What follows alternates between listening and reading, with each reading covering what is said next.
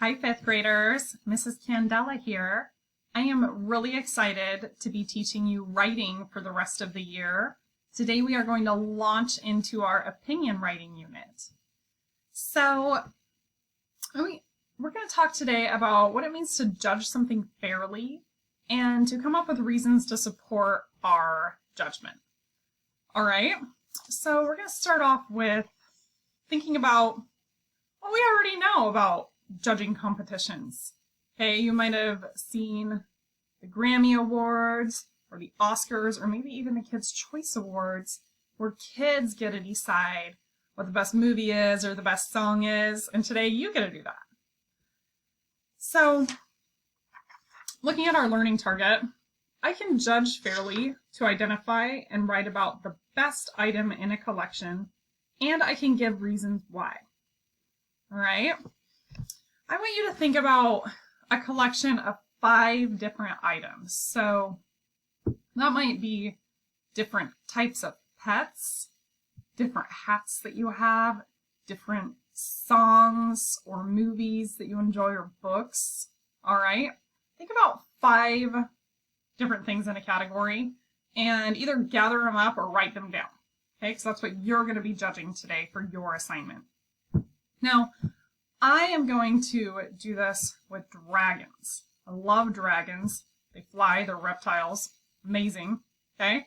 Let me show you our anchor chart for judging something fairly. And you have this anchor chart in your writing packet. It's on a piece of paper that looks like this. Okay? I'll show you our big colored one here. Now, to judge fairly, there's a few things we're going to do. The first thing is that you're going to compare the things you're judging one part at a time. So when I'm doing dragons, I'm going to look at, well, which dragon has the best wings? Which dragon has the best tail? Okay, and why? Then you'll think about all the parts and decide which item is the overall best. So all of these different parts, I'm choosing this dragon as the best dragon. All right? Then you'll support your opinion with reasons. Talk about ways a few parts are good. You'll be using the word because, okay? This dragon is the best because it has the best wings. Really important, okay? You will do your write-up either on a provided piece of paper or a Word document, and I'll show you those in a minute, but let's hop over and look at these dragons. Well, let's just scroll through them to become familiar. We've got a baby dragon. We have kind of a fierce-looking green dragon. A cute purple dragon. A ferocious-looking red dragon. And lastly, a double-headed green and blue dragon. So, when I am deciding what is the best dragon, I need to look at one part at a time. I'm going to start with the tails of these dragons. So let's hop back up to the top here. This baby dragon, I can't see its tail, so it's kind of out of the running immediately. Now, this green dragon has a pretty big, thick tail with some spikes on it. It looks really big.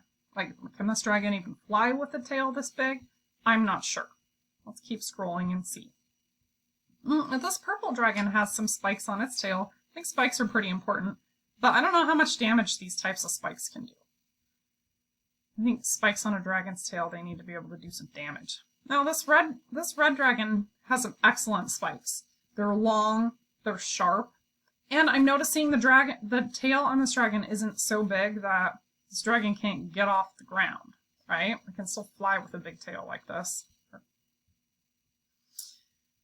This green and blue dragon has spikes on its tail, but I'm not really sure what's going on with the spikes, and they don't look very sharp to me. So I would say that the best tail goes to the red dragon because it has such long spikes and it's not so thick that it can't fly. Okay? Let's look at another part of our dragon. We need to look at different parts. Let's judge it based on the wings. Now, the wings of this baby dragon are really small. They're still in the egg. I like the wings on this big green one because it has these talons coming off of it.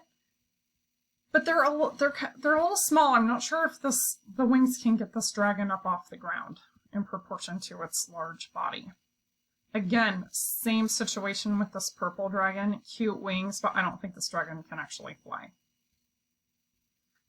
Now, this red dragon, on the other hand, has some great talons going on, and I'm noticing that in proportion to its body, the wings are big enough to be able to get this dragon off the ground. So those are pretty great. Now here, well, I'm not seeing any spikes coming off the wings, which I really like to have on my dragons. And I don't know, like this dragon has a really big, powerful body. I don't know if these wings are going to be able to carry it around. So I'd say that best wings go to the red dragon. Now we do this for other categories with the teeth and the claws, and that's what I expect you to do, but just to keep our lesson moving along,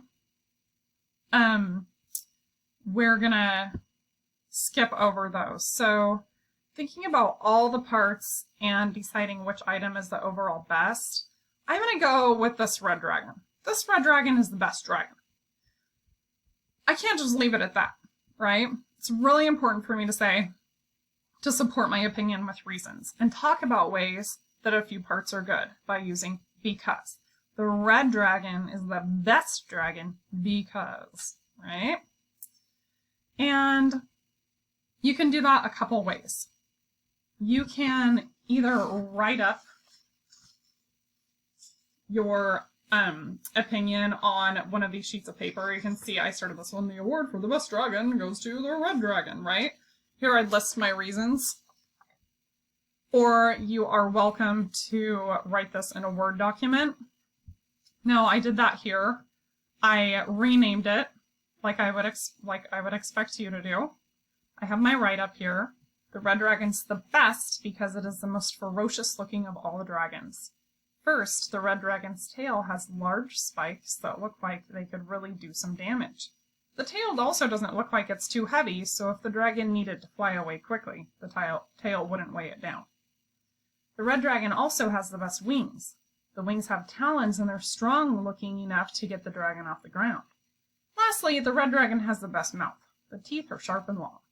Okay? If I want to send this to my teacher, I can share it, share with other people, and type in your teacher's name here, right? So if I'm your teacher, you'd see me here, and then you would just say send, okay? Otherwise, you could send it to Miss Malpika or Miss Anderson, okay? So your job today, to recap, come up with a collection of 5 items, judge it for different parts of what makes that the best item in your collection, and come up with reasons why. Write that all up and please share it with your teacher. I really look forward to reading your opinions about your collections, and I will see you next time. Bye.